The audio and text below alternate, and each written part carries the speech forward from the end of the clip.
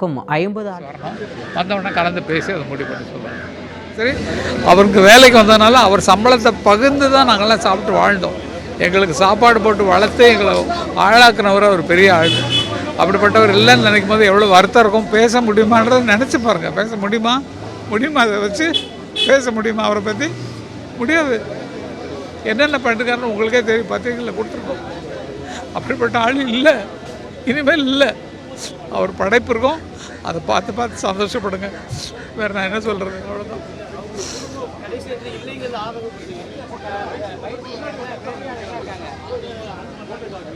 No comment. அதெல்லாம் ஒன்றும் இல்லை. அது உள்ளே எங்கள் ஃபேமிலிக்குள்ளே நடக்கிற விஷயத்தெல்லாம் வெளியே சொல்ல தயாராக இல்லை. ஓகே, அதெல்லாம் கேட்கக்கூடாது. இது எங்கள் ஃபேமிலிக்குள்ளே என்னென்ன நடக்கும். அண்ணன் தம்பிக்கு அடிக்க வரும், இவங்க ஃபேமிலிக்கும் எங்களுக்கும் சண்டை வரும். அதெல்லாம் போடாதீங்கோ. இப்போ நான் சொன்னதே போடக்கூடாது. என்னென்னமோ நடந்திருக்கோம். அது தவறுகளை சுட்டி காட்டுறதுக்கு நான் என்ன மாதிரி ஆட்கள், இளையராஜா மாதிரி ஆட்கள் தான் இருக்கிறோம். ஆகவே எதுவுமே நடக்கல, எல்லாம் சுமூகமாக போயிட்டுருக்கு. நல்ல ஆத்மா நல்லா போயிருக்காரு. அவர் இருந்து எப்படி பல டைரக்டர்களை உருவாக்குறாரோ, அவருடைய படங்களை பார்த்து பல பேர் உருவாகிறது தான் விதி. என்ன அறிமுகப்படுத்துனது அவர் தான். செந்தூர பூவை பாட்டுகளை வச்சு என்ன வைரமுத்துவெல்லாம் அறிமுகப்படுத்தினது அவர் தான். இளையராஜாவுக்கு அவருக்கு முன்னாலே நாங்கள் மியூசிக் வந்துட்டு வந்தோம்னா 16 வயதில் தான் எனக்கு ஃபஸ்ட்டு படம். அதுபடி எனக்கு ஆரம்ப பிள்ளையார் சொல்லி போட்டு கொடுத்த மகான் இல்லை.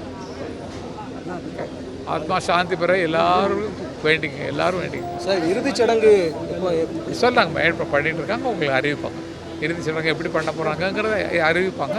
ஒரு சின்ன பிளான் போயிட்டுருக்குன்னு இன்னும் சில ரிலேஷன்ஸ் வரணும். வந்தவுடனே கலந்து பேசி அதை முடிவு பண்ணி சொல்லுவாங்க.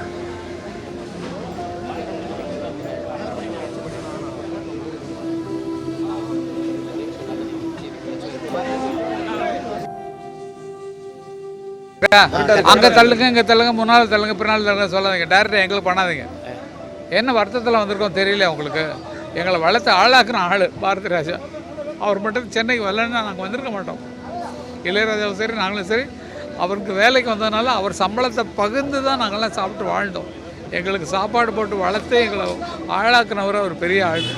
அப்படிப்பட்டவர் இல்லைன்னு நினைக்கும் போது எவ்வளோ வருத்தம் இருக்கும். பேச முடியுமான்றதை நினச்சி பாருங்கள். பேச முடியுமா? அதை வச்சு பேச முடியுமா? அவரை பற்றி முடியாது. என்னென்ன பண்ணிருக்காருன்னு உங்களுக்கே தெரியும். பத்திரிகையில் கொடுத்துருக்கோம். அப்படிப்பட்ட ஆள் இல்லை, இனிமேல் இல்லை. அவர் படைப்பு இருக்கும், அதை பார்த்து சந்தோஷப்படுங்க. வேறு நான் என்ன சொல்கிறது? அவ்வளோதான்.